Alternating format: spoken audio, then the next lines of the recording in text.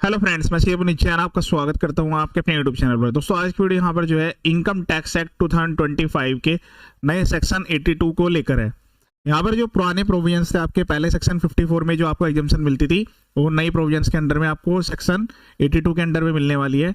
ये income tax की official website है www.incometaxindia.gov.in।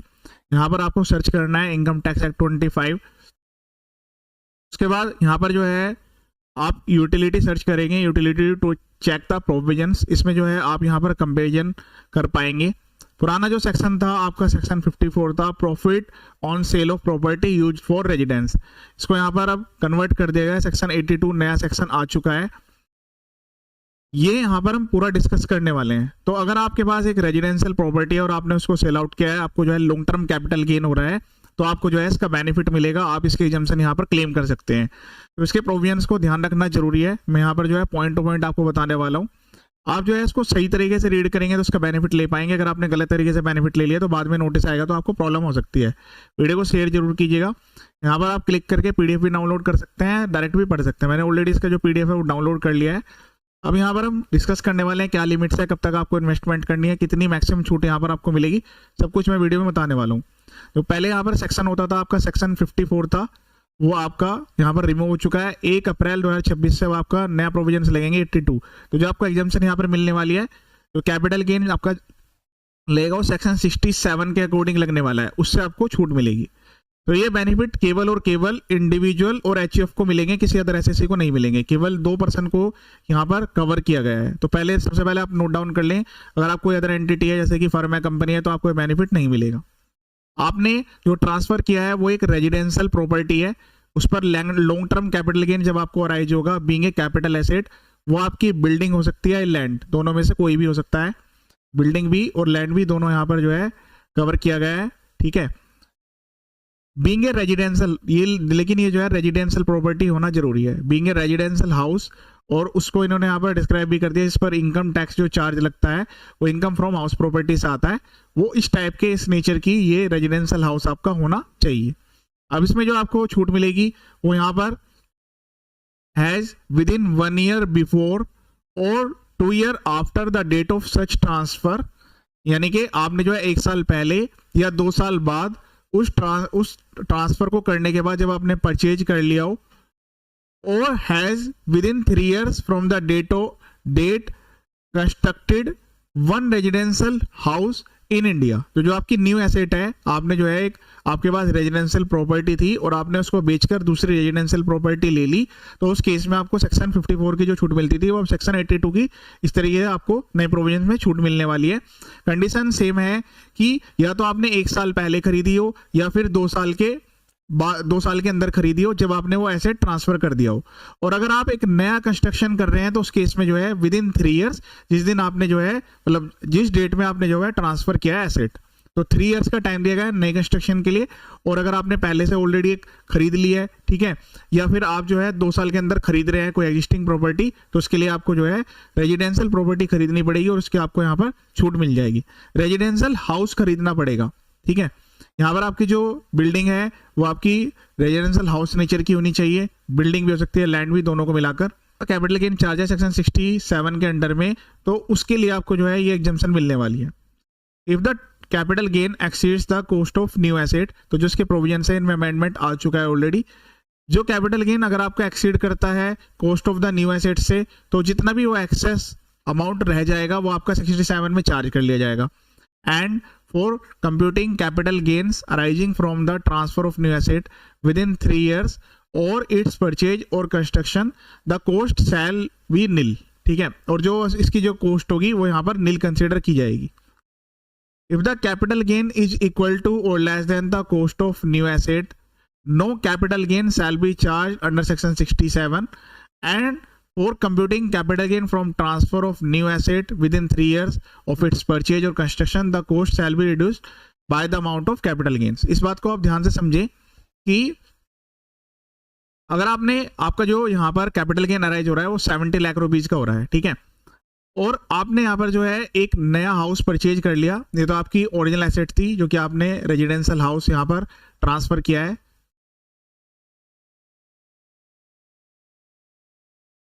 अब इसको यहाँ पर आपने सेल आउट कर दिया, अगर आपने यहाँ पर सेल आउट कर दिया फॉर एग्जांपल 40 लाख रुपीज का, तो उसकी जो बाकी की जो 30 लाख रुपीज की जो अमाउंट है इस पर आपको कैपिटल गेन देने की रिक्वायरमेंट आएगी। ठीक है, यहाँ पर भी आपको जो है रेजिडेंशियल हाउस ही खरीदना पड़ेगा।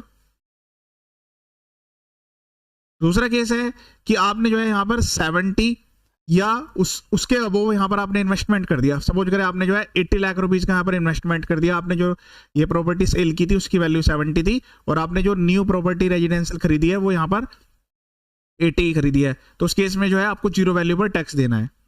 इसके बाद ये जो हमने यहाँ पर सेकंड कंडीशन पढ़ी है उसका क्या मतलब है, उसका मतलब ये है कि जो आपकी ये वैल्यू है यहाँ पर 40 लाख रुपए और जो यहाँ पर 80 लाख रुपीज, अगर आप इसको 3 साल से पहले ट्रांसफर कर देते हैं नई एसेट को, ये जो नई एसेट आपने खरीदी है, एग्जाम्पल 1 जो हमने यहाँ पर लिया था इसमें हमने 40 लाख रुपीज की खरीदी थी और एग्जाम्पल 2 में हमने जो है 80 लाख रुपीज की खरीदी है। अगर आपको 3 साल से पहले इसको आप ट्रांसफर करते हैं तो इसकी जो परचेज कॉस्ट है वो नील मानी जाएगी। ये दोनों पॉइंट हमने यहाँ पर कवर कर लिए हैं। उसके बाद सबसेक्शन 2 में जो है ये कंडीशन है, ये भी आपको फुलफिल करने की रिक्वायरमेंट है। If the capital gains refer to in subsection 1 is not used by the SSC to purchase a new asset, तो भाई आपने जो है यहाँ पर कहा कि ठीक है हम इसका बेनिफिट ले रहे हैं टी2 का, जिस साल आपने आईटीआर भरी कि हम 2 साल के अंदर प्रॉपर्टी ले लेंगे, लेकिन अगर आपने उसको नहीं करा, ठीक है, within the 1 year before the date of transfer of the original asset और is not utilized for the purchase or construction of new asset before filing the return under section 263, तो टाइम लिमिट के अंदर ITR file करने की requirement है। 263 में जो dates हैं वो स्पेसिफाइड की गई है। तो जो भी आपका वो अनयूटिलाइज्ड अमाउंट है shall be deposited in a specified bank or institution and utilized as per the scheme notified by the central government, उसके लिए आपको जो है स्पेसिफाइड बैंक अकाउंट में वो अमाउंट डिपॉजिट करने की रिक्वायरमेंट आएगी जो भी आपका अनयूटिलाइज्ड अमाउंट है। Such deposit shall be made before the filing of return, जब आप अपनी रिटर्न फाइल करेंगे, जब आप इसको क्लेम करना चाहेंगे उससे पहले आपको डिपॉजिट करना पड़ेगा। And not later than the due date, अगर आपने ड्यू डेट के अंदर रिटर्न अपनी फाइल नहीं करी तो फिर आप इसका बेनिफिट नहीं ले पाएंगे, लेंगे यानी कि सेक्शन 82 का बेनिफिट लेने के लिए ड्यू डेट में आपको रिटर्न फाइल करनी पड़ेगी। And the proof of deposit shall be submitted along with the such return, तो रिटर्न के साथ तो प्रूफ लगाने की रिक्वायरमेंट नहीं आती है। इन्होंने इस पर्पज से यहाँ पर लिख दिया है कि अगर कल को स्क्रूटनी लगती है तो उस केस में ये कहा जा रहा है कि आपने रिटर्न फाइल की तो सेल्फ डिक्लेरेशन बेसिस आपने फॉर्म तो भर दिया, लेकिन आपको जो है वो फॉर्म या वो जो डिक्लेरेशन है वो यहाँ पर सबमिट करनी होगी अगर कोई स्क्रूटनी आ जाती है तब।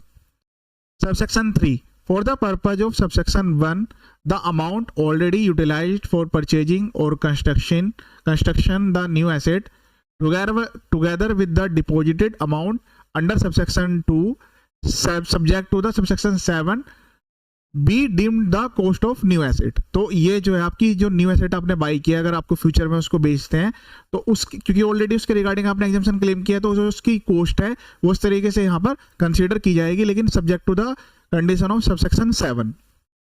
सबसेक्शन 7 भी हम यहाँ पर कवर करेंगे।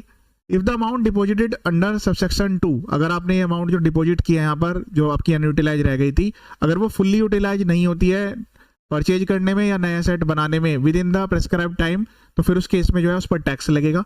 जो भी अनयूटिलाइज अमाउंट रह जाएगी तो सेक्शन 67 में चार्जेबल होगी उस साल में as the income tax in which the period of 3 years from the date of transfer, जिस दिन वो डेट ट्रांसफर की एग्जैक्ट आपकी खत्म होगी उस साल, उस डेट से 3 years जिस दिन एक्सपायर होंगे तो उस साल की वो जो है यहाँ पर आपकी इनकम बनेगी। Unutilized amount being charged to the tax under section 67 as the income of tax year in which the period of 3 years from the date of transfer expire, उस साल में आपको वो इनकम बनेगी और 67 में आपको टैक्स देना पड़ेगा। The SSC shall be entitled to withdraw such unutilized amount in accordance with the scheme referred to subsection 2. If the capital gains under subsection 1 does not exceed 2 crore rupees, अगर आपका कैपिटल गेन जो है वो 2 करोड़ रुपए तक का है तो उस केस में आप जो है 2 हाउस तक बाय कर सकते हैं।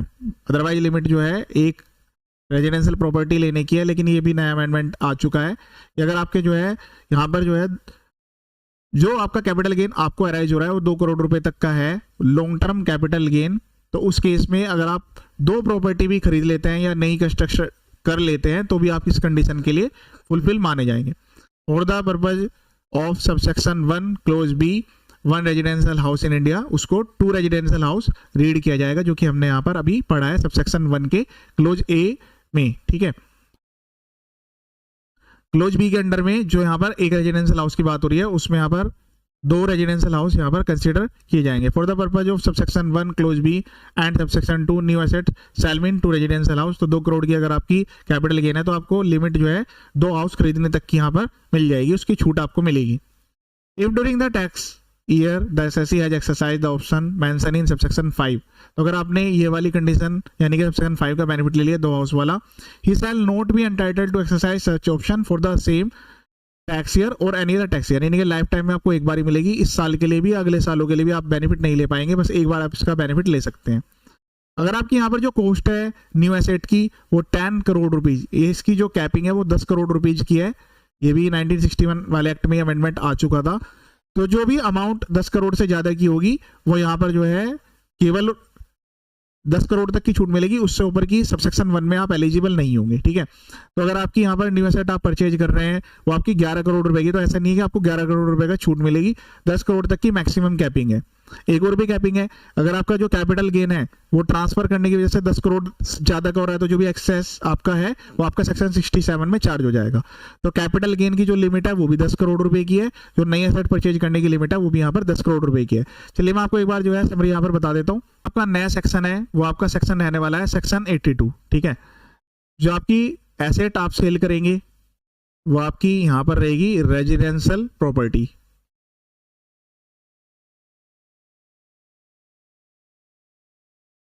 जो ये बेनिफिट है केवल इंडिविजुअल और एचयूएफ को यहाँ पर मिलेगा, किसी अनदर पर्सन को यहाँ पर नहीं मिलेगा, ठीक है। जो यहाँ पर टाइम लिमिट है वो आपकी जो है 1 ईयर बिफोर है या फिर 2 इयर्स, और ये जो डेट है आपकी from the date of transfer of asset.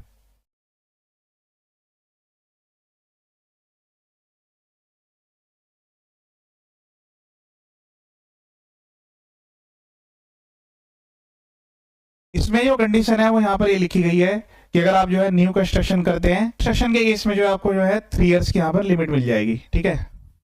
जो आपका अमाउंट है जो आप यहाँ पर कह रहे हैं कि भाई मैं 2 साल के अंदर बाय कर लूंगा या फिर कंस्ट्रक्ट कर लूंगा, अगर आप इसको कंस्ट्रक्ट नहीं कर पाते हैं तो फिर उस साल में जिसमें आपने ये बेनिफिट आपका एक्सपायर होगा उस साल में आपको टैक्स देना पड़ेगा। तो मैक्सिमम कैपिंग है प्रॉपर्टी खरीदने की वो आपकी 10 करोड़ रुपए की है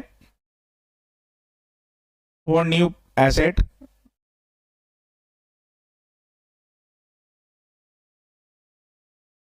और मैक्सिमम जो आपका कैपिटल गेन है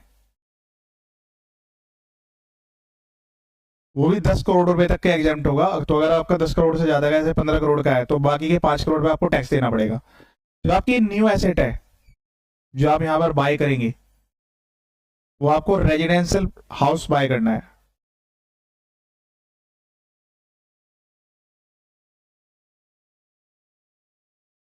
अगर आपका जो कैपिटल गेन है वो आपका 2 करोड़ रुपीज तक का है तो उस केस में जो है यहां पर आप केवल जो आपका एक हाउस प्रॉपर्टी था यहां पर आपको 2 हाउस प्रॉपर्टी तक अलाउड की जाएगी। तो अगर कोई कहता है कि मैं 2 हाउस प्रॉपर्टी में इन्वेस्टमेंट करता हूं तो उसको भी यहां पर जो है छूट यहां पर मिल जाएगी, ठीक है। तो हमने ऑलरेडी सारे प्रोविजंस को यहाँ पर कवर कर लिया है। ये था आपका सेक्शन 82। जल्दी मैं यहाँ पर जो है हर सीरीज के रिगार्डिंग न्यू जो इनकम टैक्स एक्ट है उसकी प्रॉपर सीरीज अपलोड करने वाला हूँ। इनकम टैक्स की ऑफिशियल वेबसाइट से आपको ये रीड करने का बेनिफिट ये मिलेगा कि आपका जो है कोई भी पॉइंट यहाँ से मिस नहीं रहने वाला है, वरना तो आप अगर किसी अदर वेबसाइट से चेक करते हैं, चार्ट से चेक करते हैं तो हो सकता है आप गलत इंटरप्रिटेशन कर लें या केवल आपको आधी अधूरी ही जानकारी मिले। तो जब भी आपको कोई प्रोविजन चेक करना हो तो केवल इनकम टैक्स की ऑफिशियल वेबसाइट से चेक करें। अगर आपको इसमें किसी में कोई पॉइंट में डाउट आता है तो आप कमेंट बॉक्स में कमेंट भी कर सकते हैं। ये था सेक्शन 82 और बाकी अदर वीडियो जो आप एक बार देख लीजिएगा। जीएसटी इनकम टैक्स के यहाँ पर काफी सारी वीडियोज अवेलेबल है। चैनल का पर्पज फुली एजुकेशनल है, वीडियो को शेयर जरूर कीजिएगा। ये वीडियो देखने के लिए थैंक यू सो मच।